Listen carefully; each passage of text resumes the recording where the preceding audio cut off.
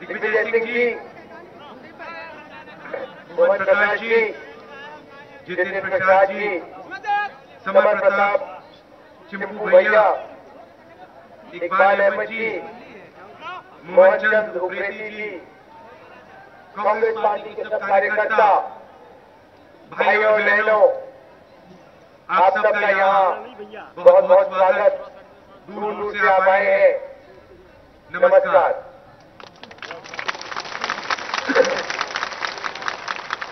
2004 में आपने दिल्ली में कांग्रेस पार्टी की सरकार चुनी और हमने आपसे 10, 15, 20, 30 वायदे नहीं किए।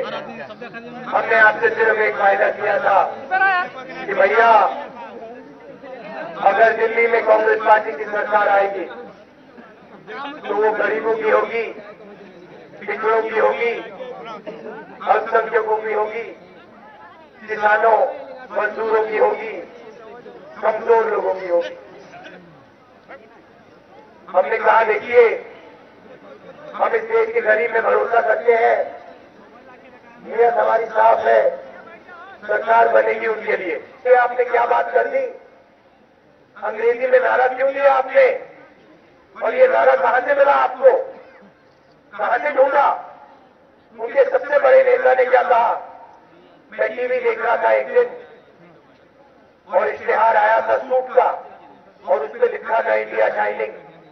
मैंने सोचा ये बहुत अच्छा नारा है, इसको हमें प्रयोग करना चाहिए। अब देखिए नारा बनाया अंग्रेजी में, आधे हिंदुस्तान को समझ नहीं आया और बाकी हिंदुस्तान को जिसको समझ में आया उसने पूछा भैया ये हिंदुस्तान किसका चमक रहा है? हमारा तो नहीं चमक रहा, हमारे गांव में बिजली नहीं है, पानी नहीं है, यहाँ बाढ़ आती है, लोग मरते हैं, नुकसान होता है। ये किन लोगों की बात कर रहे हैं? किस हिंदुस्तान की बात कर रहे हैं कि चमक रहा है? हमारा हिंदुस्तान तो नहीं चमक रहा, हमारे घरों में तो अंधेरा है। तो आपने उनको हटाया और कहा भैया आप जाइए, अपने नारे अंग्रेजी में बोलिए, अपने कमरों में बोलिए, अपने एसी कमरों में बैठिए। अब चाहते हैं आम आदमी की सरकार, हम तो कांग्रेस पार्टी को चाहते हैं, मनमोहन सिंह जी को चाहते हैं।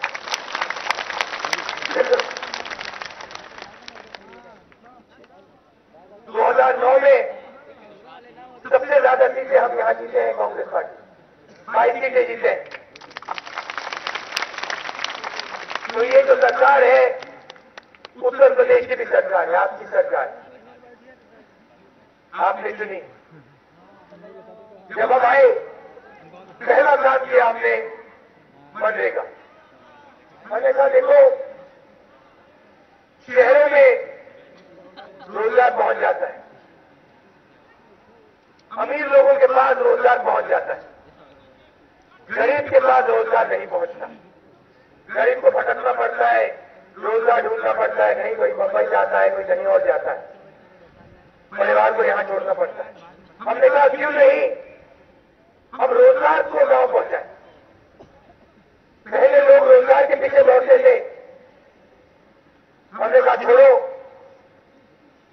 रोजगार को लोगों के पीछे दौड़ाओ। उल्टा कर दिया हमने और अधिकार दिया आपको कि आप कहीं भी हो हिंदुस्तान में, अगर आप गरीब हो कहीं भी हो, रोजगार का अधिकार आपको मिलेगा, कांग्रेस पार्टी देगी। मायावती जी ने क्या कहा, विपक्ष के लोगों ने क्या कहा, मैं आपको बताना चाहता हूं। ऐसी स्टेज पे खड़ी हो गई 9 अक्टूबर 2007, उन्होंने कहा मनरेगा से किसी को फायदा नहीं होगा, कांग्रेस पार्टी का नाटक। विपक्षी लोगों ने कहा पैसा कहां से आएगा, हमसे पूछा पार्लियामेंट हाउस में, पैसा कहां से आएगा? अब देखिए गरीबों की बात होती है तो सवाल उठता है पैसा कहां से आएगा। अमीरों की बात होती है, बिल्डरों की बात होती है तो किसान की जमीन छीन ली जाती है। सब पूछते नहीं है भैया, जो किसान को पैसा मिलना चाहिए अपनी जमीन के लिए पैसा मिलना चाहिए, वो कहां से आएगा? वो सवाल नहीं पूछते। सब चप्पल में, भट्टा पेट्रोल में हाथ गोली मारते हैं बिना पूछे। जब किसान अपना हक मांगता है, कहता भैया मैं गरीब हूं, रोज काम करता हूं, पसीना देता हूं, खून देता हूं इस देश के लिए, तो नहीं कहते भैया पैसा कहां से आएगा। सब गोली मारते उसको, उसकी महिलाओं में अत्याचार करते। और नहीं गया वहां, भट्टा पेट्रोल गया, अपनी आंखों से देखना चाहता था, चप्पल गया, अपनी आंखों से देखना चाहता था। क्या बताया मुझे वहां पे? अफसरों ने क्या बताया, अधिकारियों ने क्या बताया? राहुल जी यहाँ क्यों आए आप? महिलाओं पे अत्याचार हुआ है, किसानों को गोली मारी गई है, इसलिए मैं आया हूं। यहां आपको गलतफहमी है, यहां किसानों पे कोई अत्याचार नहीं हुआ, यहां नक्सल लोग आए हैं, इनको आपने मारा है। ये मुझे कहा है वहां के अधिकारी ने, और मैंने उससे कहा मेरे सामने बकवास मत करो, हट जाओ यहाँ से, पीछे जाओ। मैंने उससे जवाब दिया, आपकी सरकार इस प्रकार से चलती है, गरीब की बात होती है तो सवाल उठता है भैया पैसा कहां से आएगा। अमीर की बात होती है, जमीन छीनने की बात होती है, 2 मिनट में काम हो जाता है।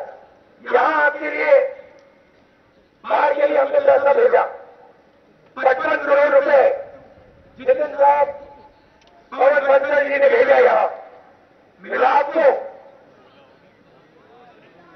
बना यहां पे पुल नहीं बना।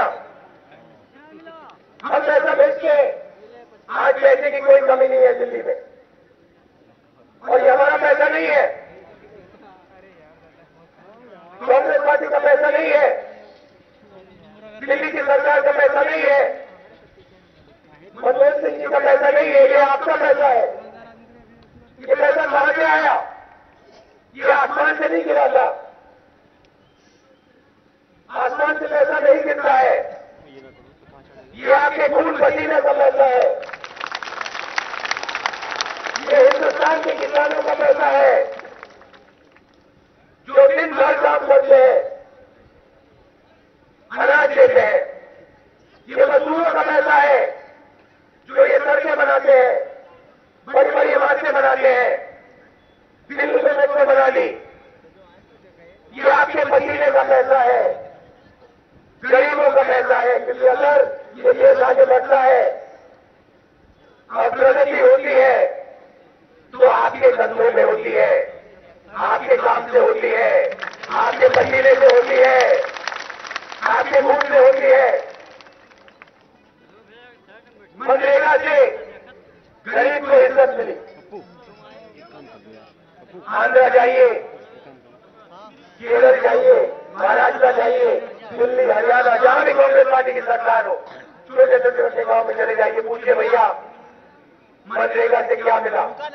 मैंने सवाल पूछा है, आंध्र में पूछा है, केरल में पूछा है, महाराष्ट्र में पूछा है, जवाब क्या मिलता है बता दूंगा।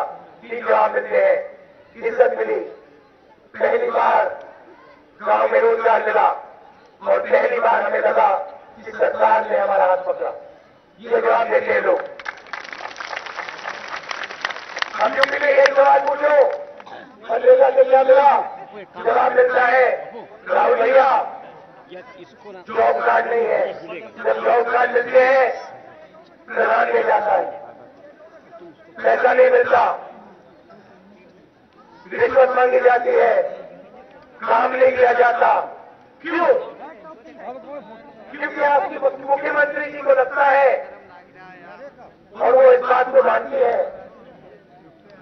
कि रोजगार का अधिकार यूपी की जनता को नहीं मिलना चाहिए। यूपी की जनता के हाथ में शक्ति नहीं आनी चाहिए। शक्ति किसके हाथ में होनी चाहिए? मायावती जी के हाथ में होनी चाहिए, पीएचडी के जो मिनिस्टर्स हैं उनके हाथ में होनी चाहिए। कैसे? आपका पैसा लूटकर, आपका पैसा चोरी करकर। हम पैसा भेजते हैं, लखनऊ भेजते हैं, और लखनऊ में जादू का हाथी है, गरीबों का पैसा आता है, वो ले जाता है उठा के।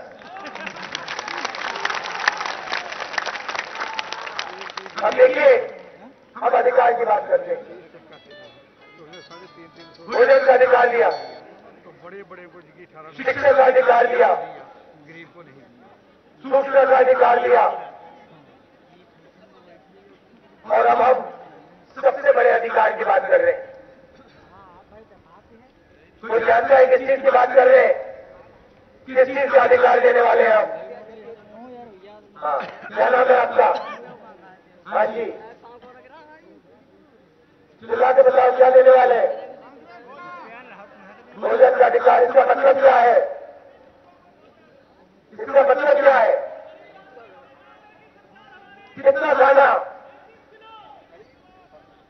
सुनो, 35 किलो भोजन हर एक गरीब परिवार को।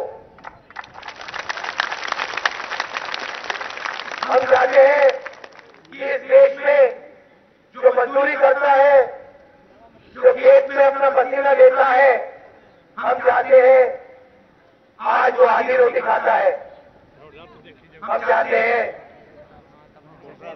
वो रोटी भर के खाए। क्यों? क्योंकि हमें उसे इज्जत देना चाहते हैं, सम्मान देना चाहते हैं। उसका हक है, वो पसीना देता है, खून देता है, और हम उसे भोजन देना चाहते हैं 35 किलो हर परिवार को। अब सुनिए, अब सुनिए, 2 दिन नहीं हुए हमने बिल रखा पार्लियामेंट में, मायावती जी खड़ी हो गई। मायावती जी खड़ी हो गई और उन्होंने क्या कहा? कांग्रेस पार्टी नाटक कर रही है, इससे किसी को फायदा नहीं होने वाला। वो इस बात को क्यों कह सकते हैं? क्योंकि वो आपके घर में नहीं जाते। मैं जाता हूं आपके घरों में, मैंने आपके घर में रोटी खाई है, और मैं देखता हूं जब मैं गरीब लोगों के घर में जाता हूं, 1-2 रोटियां होती हैं, एक को मुझे दे देते हैं, आधी खाते हैं। मैं अपने आंखों से ये चीजें देखता हूं। आपके गांव में जाता हूं, कुएं में गंदा पानी होता है, मुझे लोग देते हैं 1 गिलास, कहते भैया पानी लो। मुझे दिखाई देता है गंदा है, बीमार हो जाऊंगा, और कहता नहीं मैं पीऊंगा, पी के मैं बीमार होऊंगा 2-3 दिन, फिर मुझे पता लगेगा गरीब को क्या करना पड़ता है।